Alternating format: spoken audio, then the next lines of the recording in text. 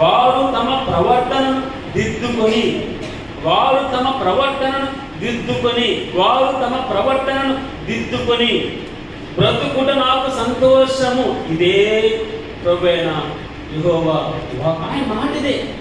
ఆయనకి ఇష్టమైంది ఇదే. ఆయనకి ఇష్టమైంది దిద్దుకోవడం, తప్పు దిద్దుకోవడం, బుద్ధి రావడం, పశ్చాత్తాపడడం, మారు మనసు పొందడం. మీకేమి తోచుచున్నది? ఒక మనుషునికి 2 కుమారులు ఉన్నారు.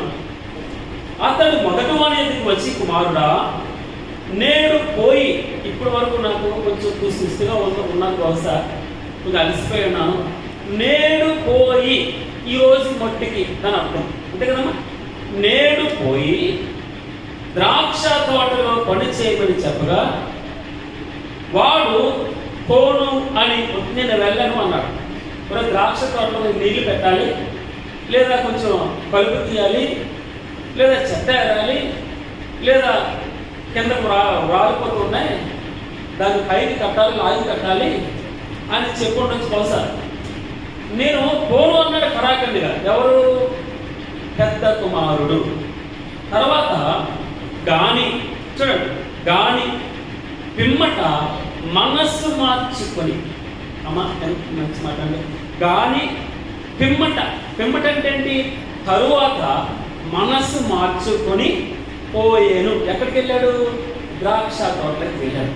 తర్వాత అదే కంటిన్యూగా ప్రభువారు చెప్తాడు. అయితే అతడు 2వ వాని ఎద్దుకు వచ్చి ఆ ప్రకారం, ఏ ప్రకారము? నేడు ద్రాక్ష తోటలోకి వెళ్ళి పని చేయని చెప్పాడు. అప్పుడు వాడు ఏం చెప్పాడు సమాధానం? వాడు అయ్యా పోదును అని నా మాట చెప్పాలి, కంటిన్యూగా నాకు అందించాలి. అయ్యా నేను పోదును అని, వెళ్తాను డాడీ, వెళ్తాను, నువ్వు చెప్పిన తర్వాత వెళ్ళకుండా ఉంటానా అన్నాడు.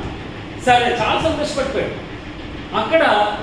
అక్కడ మొట్టమొదట పెద్ద కుమారుడితో చెప్పాడు, రే ద్రాక్ష తోటలోకి వెళ్ళి పని చేయండి. వెంటనే ఏం చెప్పాడు తెలుసా? వెంటనే కరాఖండిగా నేను వెళ్ళను డాడీ, నేను వెళ్ళను అన్నాడు. ఎంత బాధపడి ఉండొచ్చు ఆ మాట మీద. కానీ పిమ్మట మనస్సు మార్చుకొని, ఏం చెప్పడమ్మా? పిమ్మట మనస్సు మార్చుకొని పోయేను, పని చేసి వచ్చాడు. ఈ రోజు అందరూ ఆలోచించాను, భగవంతుడు చెప్పింది, ఈ ఇద్దరిలో ఎవరు తండ్రి ఇష్ట ప్రకారం చేసిన వాళ్ళని వారిని అడిగాను. పెద్ద కుమారుడా, చిన్న కుమారుడా? ఎవరమ్మా చెప్పండి గట్టిగా. పెద్ద కుమారుడు. ఎందుకు?